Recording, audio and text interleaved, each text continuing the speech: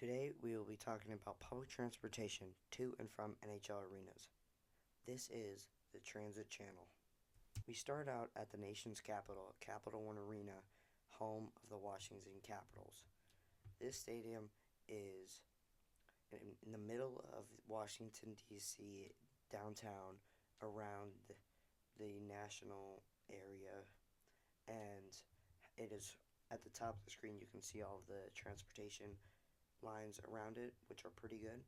So, for these reasons, I'm going to give this station a 6 out of 10 to start off the Metro division, which we will move on to our next team in the Metro, the Pittsburgh Penguins, at PBG Paints Arena. This arena does not have a lot around it, and it's kind of it's not near all of the other stadiums in the city, so and there's not much around, as you can see from at the top of the screen. So for these reasons, I'm going to give it a 2.5 out of 10. Now, heading east, we go to the city that never sleeps, New York City, where the Rangers play at Madison Square Garden. This arena is iconic, and it is in the middle of downtown New York City, which it's right above Penn Station and right next to Moynihan Train Hall, which give it all of the Amtrak and all of its lines, with all of these different lines around it. I'm going to give this a 10 out of 10 because I don't know what else they could do better, because unless having a light rail, nothing really else. So now we head to their cross river rivals, the New Jersey Devils, at the Prudential Center. This arena has a lot of bus routes, but not really much else.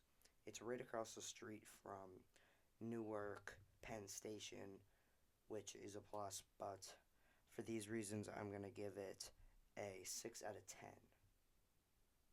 10. Now, we head back into New York State at UBS Arena, home of the New York Islanders. This arena is right next to the racetrack, the Elmont racetrack, and it has a station there, but they don't use it that much, so it's a long walk kind of back to the station. And there's not that many buses and not that much stuff, but there's 3 heavy rail lines at that station. So for those reasons, I'm going to give it a 2 out of 10 because there's not that much there and around the stadium. Now we head down south to Lenovo Center, home of the Carolina Hurricanes. This arena is covered by parking lot and right next to the North Carolina State football stadium. There's not much around here for public transportation. This is a very car-based arena, seeing by how much parking there is, so I'm going to give it a 1 out of 10. Now we head back north to Nationwide Arena, home of the Columbus Blue Jackets. This arena is more downtown, but still does not have very much transit there because there's not much transit in Columbus.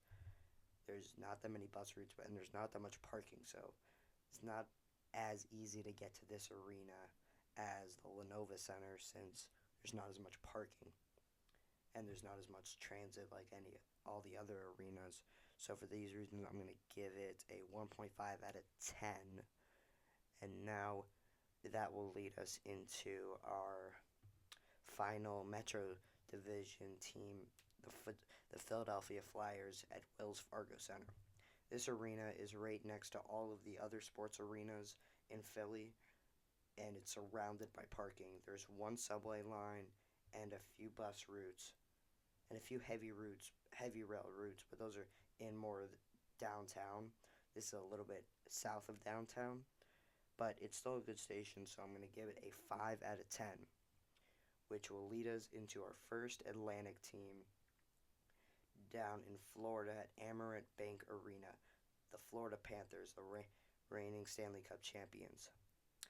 This arena is surrounded by parking and has a helipad, which isn't public transportation, but it's still there, but it doesn't really have any transportation around it. So I'm going to give it a 0.5 out of 10. Now we head to their cross-state rivals, the Tampa Bay Lightning at Amalie Arena. There is a ferry station on the river next to the arena, as you can see, but there's nothing really else. This arena is pretty much downtown, but doesn't really have any transportation, so I'm going to give it a 0.8 out of 10, so better than the Florida Panthers, which are also in their state. Now we head up north to KeyBank Center in Buffalo, home of the Buffalo Sabres. This stadium has an end-of-line station next to it on their light rail, but really doesn't have much else. It has a highway and a river, but really nothing else around the station. So I'm going to give it a 2.5 out of 10 for at least having some good new facilities and transportation. Now we head over to Boston at TD Garden, home of the Bruins, which this station is right above North Station in Boston and near South Station in downtown. So there's nothing really much better that they could do. So I'm going to give it a 8 out of 10. There's also a wharf nearby, which is good for their ferries. And it's pretty walkable, so it is good. Now, as we head to their rivals, the Montreal Canadiens at the Bell Center, we enter our first Canadian team, which they have a lot around them, and they're also on top of a Union Station like the Bruins are, which increases their area near a station, which is good, and they have a lot of other good transportation routes near the station, which is why I'm going to give it a 5.5 out of 10 because there's not that much routes other than heavy rail. Now, as we head to the capital of Canada in Ottawa, home of the Ottawa Senators at the Canadian Tire Center, we see that there's only concrete parking really around the stadium and a highway, which is not very good for their transportation other than buses. And they don't really have that many buses there either.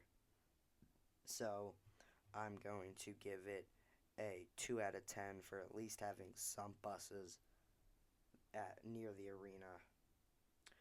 Now, as we head into Toronto, home of the Toronto Maple Leafs at Scotiabank Arena, you can see that they are right next to Union Station, which has a bunch of different lines there, heavy rail, light rail, and subway, which just helps them even more, and they even have a few bus routes, which is why I give them a 9 out of 10 because it's really in downtown next to a big station, which just provides some good routes for people to get home from a game after it.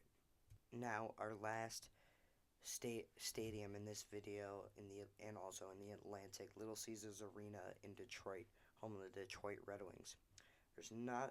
They're kind of outside the city, near all of the other stadiums, but they still do have a good amount of lines once you get into the city and connecting you into the city and to the airport, which is why I'm giving this arena to end out the video a 4.5 out of 10. Thanks for watching, and if you could please click the thumbs up button and the subscribe button since this is my first video and I would like to keep making this content for you. And big shout out to Sammy. I'll link his channel down below. He's originally made the idea for this with MLB teams. And if you want to see more about how I came up with these categories and stuff, please go down below in the description and look. So, thanks for watching.